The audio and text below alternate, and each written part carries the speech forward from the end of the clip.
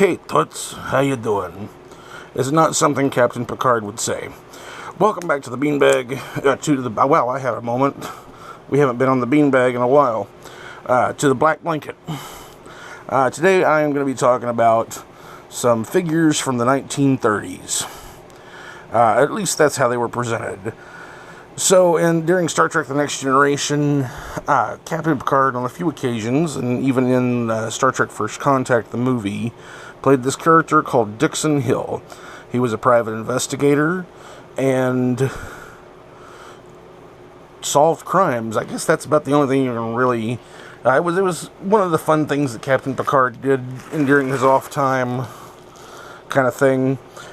He got Guinan to go with him on one occasion, and they turned that into a box set. The two of them came together, along with this little diorama that I'm going to try and get their feet positioned onto real quick so I can show you what's in the other shoe.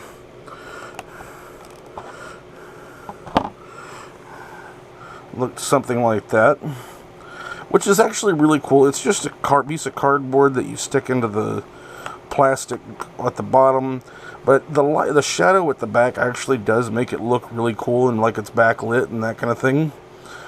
But originally they had done a different Picard. It was basically the exact same Picard, the exact same suit. It's just painted this sort of dark blue-gray color. And that was one of the individuals. There was also a Data, because Data went with him one time into the holodeck to check out the program, which again, it's the exact same body. They just put a Data head and a hat on it, and this hat's supposedly removable, but I've never been bold enough to actually try and remove it, because it's on there pretty good. Like, I know for a fact that the Picard one is actually molded on.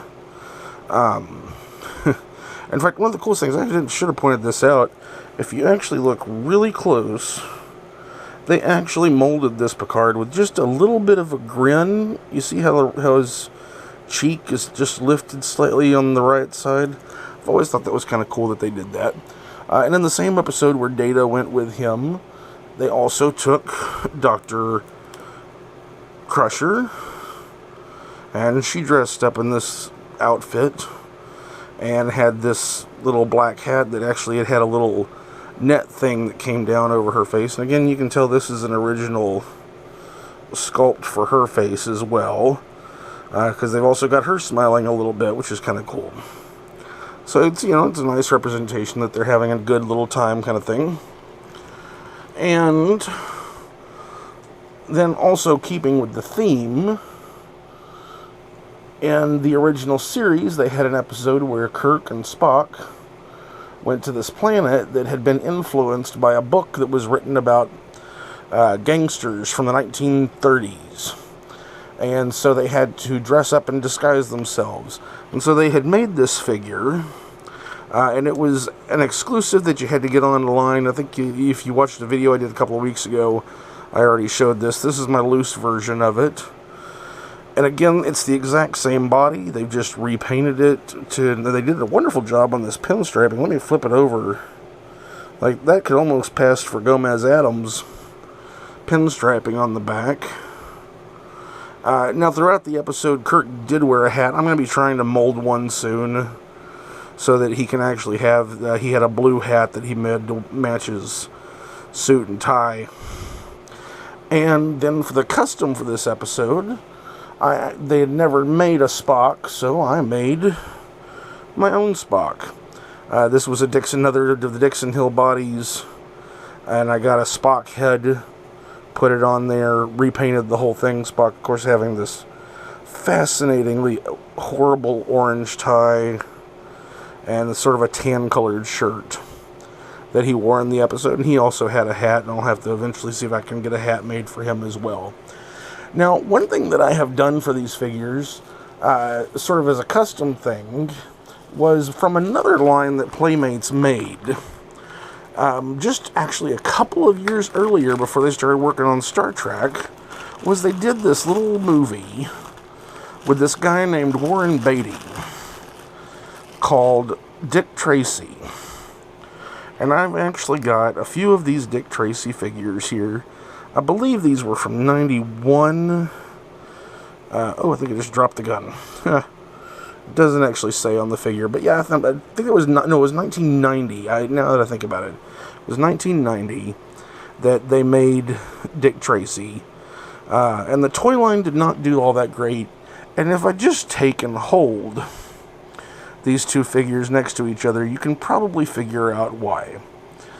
Like, they were trying, it was this aesthetic of the 1930s gangsters, and and here's one of the bad guys from the movies, Prune Face. Can you figure out why he's got that name? But they wanted them to have this, like, He-Man body type, which is ridiculous looking, and it did not work. I mean, I thought they were cool at the time. I was like 8, 9 when the movie came out, something like that, maybe close to 10. But they had one thing that these came with that became a really cool, convenient thing for my Star Trek figures, is the fact that because a few of the figures came with a Tommy gun. So then I could have Kirk or Dixon Hill, Picard, whoever I wanted, standing around with Tommy guns. So that made for a fantastic accessory to cross over. But then also from Dick Tracy, there was another thing that came from that toy line that was absolutely beautiful. And they're a little hard to come by now, but if you can get your hands on one, you should do it. It's this Packer. Look at this. It is a thing of beauty. It's got these chrome pieces on the bumper. The doors do actually open. Only the front door is open. On this one, the only piece that was missing was actually the side view mirror, and I made a new one to go with it. And a fun little thing is you can take the spare wheel tire off the back, and if you can get your fingers to cooperate, it pops open, and you can actually keep. Well, here, maybe if I put it back on.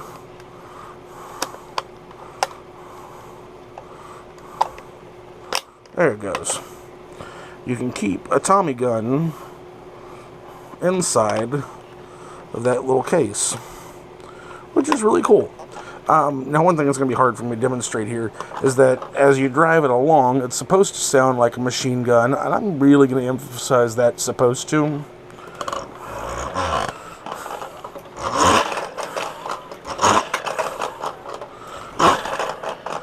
Anyways, but it's really cool if you're wanting to have a display for the 1940s style, and if you notice, there's actually a peg here that fits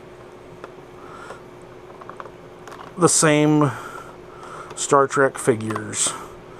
So now you can have Kirk and Spock or Picard or whoever you want hanging out on the car, looking cool.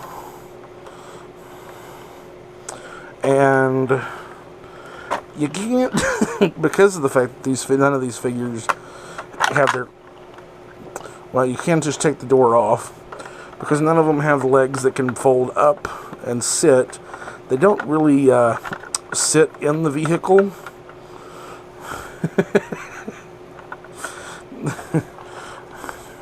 You can't even see his face through the front. That's...